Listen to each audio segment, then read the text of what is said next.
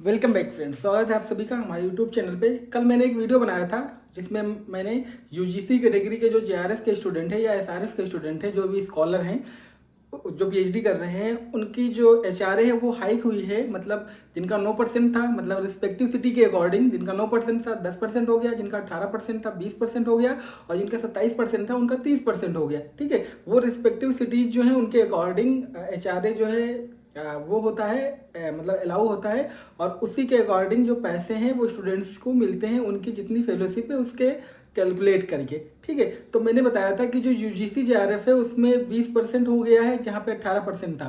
ठीक है, जैसे हम लखनऊ की बात करें, जैसे दिल्ली की बात करें तो वहाँ पे 27% था, अब 30% हो गया है। ठीक है, तो जो ये कैटेगरी में जो बढ़ा है यूजीसी में एचआरए, ये सीएसआईआर कैटेगरी के जो स्टूडेंट्स हैं, जो कि आप जब सीएसआईआर जेआरएफ दोगे तो उसमें 2 में नेट होता है। मैं आपको बता दूं, जब आप सीएसआईआर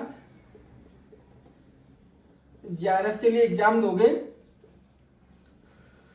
ठीक है, तो इसको भी कंडक्ट कराता है एनटीए, और इसमें 2 कैटेगरी में जेआरएफ होते हैं। एक होता है सीएसआईआर कैटेगरी का जेआरएफ, सीएसआईआर जेआरएफ, और एक यूजीसी जेआरएफ। ठीक है, तो ये दोनों ही होते हैं जेआरएफ। एक सीएसआईआर कैटेगरी, जो ये सीएसआईआर जेआरएफ होता है, कैटेगरी 1 में आता है, और ये अभी तक 2 एग्जाम पहले तक, मतलब 2023 तक, दिसंबर 2023 तक क्या करता था, 800 लोगों को देता था, अप्रॉक्स 800 जेआरएफ यहाँ देता था, और ये अप्रॉक्स देते थे 3200 के करीब जेआरएफ। ठीक है, मतलब ये सीएसआईआर एग्जाम के लिए, जो सीएसआईआर नेट एग्जाम होता है, ठीक है, सीएसआईआर जेआरएफ एग्जाम जो नेट के लिए होता है उसकी बात कर रहा हूं मैं, 800 जेआरएफ देता है। लेकिन अभी 2 एग्जाम से क्या किया, जो ये 800 की संख्या है, ये 1600, 1500, 1600 बढ़ जा रही है, एक क्रॉप जेआरएफ दे रहा है ये। ठीक है, और ये भी 1600 से 1800 जेआरएफ दे रहे हैं, मतलब इक्वल हो गई संख्या।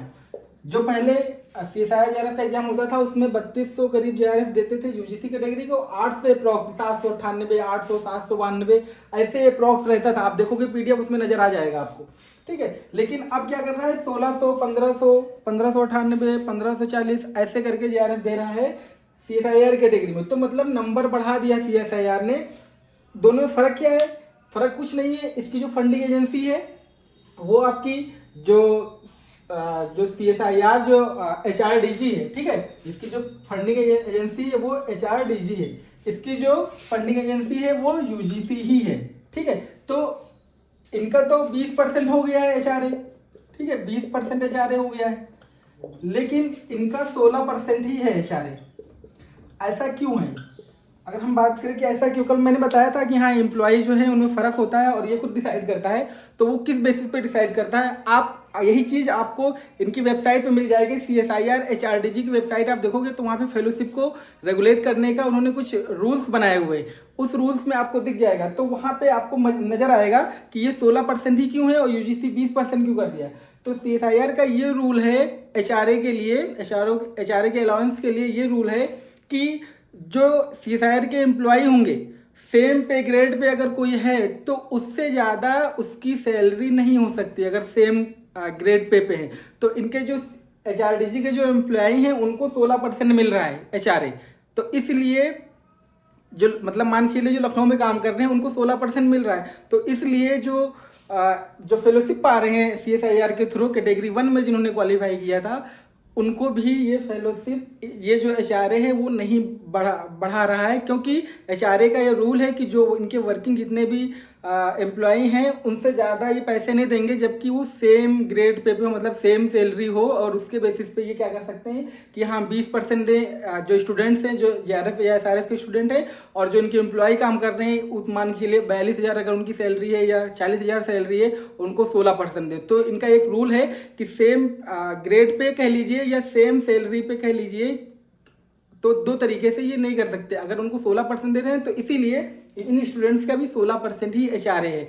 ठीक है, अब लोग जो स्टूडेंट्स होंगे वो कहेंगे हमारे साथ तो फिर न्याय नहीं हो रहा है कि भाई इनको यूजीसी 20% दे रहा है, सीएसआईआर 16% दे रहा है। देखो बॉस, इस फेलोशिप के, जो सीएसआईआर कैटेगरी फेलोशिप के बहुत सारे फायदे हैं।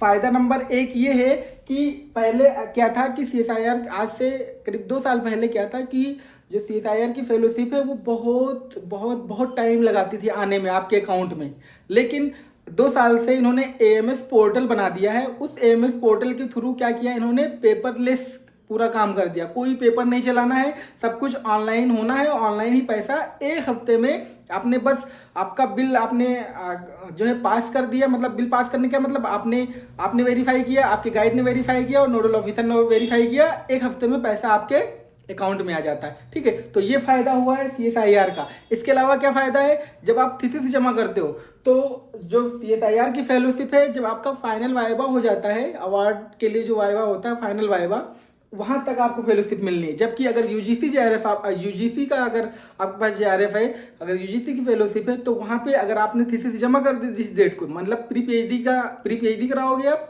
प्री PhD वाइवा होगा, उसके बाद 4-5 दिन के बाद, 1 हफ्ते 2 हफ्ते या 1 महीने में आप थीसिस अपनी जमा कर दो। जैसे आप थीसिस जमा करोगे आपकी फेलोशिप वहीं बंद हो जाएगी।